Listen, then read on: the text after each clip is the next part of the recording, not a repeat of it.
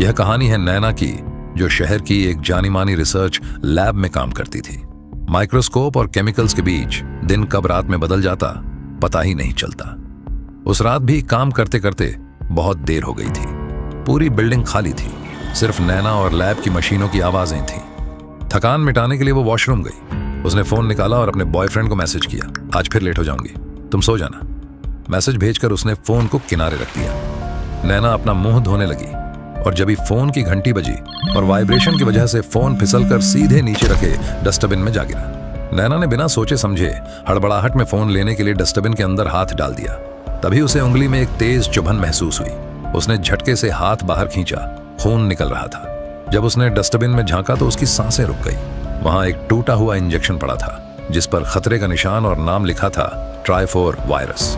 घबराकर उसने फोन में लैब के डेटाबेस में उस वायरस को सर्च किया। उसने मोबाइल फोन में देखा कि यह एक बहुत ही खतरनाक वायरस है। इस वायरस से शरीर में गड्ढे जैसे छेद हो जाते हैं। नैना ने अपना हाथ देखा, हथेली पर लाल दाने उभरने लगे थे। डर के मारे उसने साबुन से हाथ रगड़ना शुरू किया, लेकिन जैसे ही झाग हटा वो दाने ठीक नहीं हुए, बल्कि फटकर छोटे छोटे गहरे छेदों होल्स में बदल गए। उसका हाथ अब किसी मधुमक्खी के छत्ते जैसा दिख रहा था। अब फोन में दोबारा चेतावनी आती है, गड्ढे अगर बड़े हो रहे हैं तो जल्दी से केमिकल से हाथ धो लो। नैना लैब की तरफ भागी और इंडस्ट्रियल ब्लीच की बोतल उठा लाई। जलन और दर्द की परवाह किए बिना उसने वो केमिकल अपने हाथ पर उड़ेल दिया। केमिकल से हाथ धोते ही नैना ने देखा कि वो डरावने छेद गायब हो गए। हाथ फिर से पहले जैसा हो गया। नैना ने राहत की सांस ली। उसे लगा अब सब ठीक हो गया। उसे लगा वो बच गई, लेकिन असली मुसीबत तो अब आने वाली थी। मोबाइल की स्क्रीन पर दोबारा एक मैसेज आया, अगर छेद पूरी तरह गायब हो जाए तो समझ लो ये वायरस आपके पूरे शरीर में फैल चुका है और अपनी लास्ट स्टेज पर है। नैना दोबारा अपना हाथ देखती है तो वह छेद और गड्ढे दोबारा आ जाते हैं। नैना के पैरों तले जमीन खिसक गई। उसने सामने लगे शीशे में अपनी आंखों को देखा। अब वो छेद उसके हाथ पर नहीं, उसकी आंखों और चेहरे के अंदर उभर रहे थे। नैना डर जाती है और जमीन पर बैठ जाती है,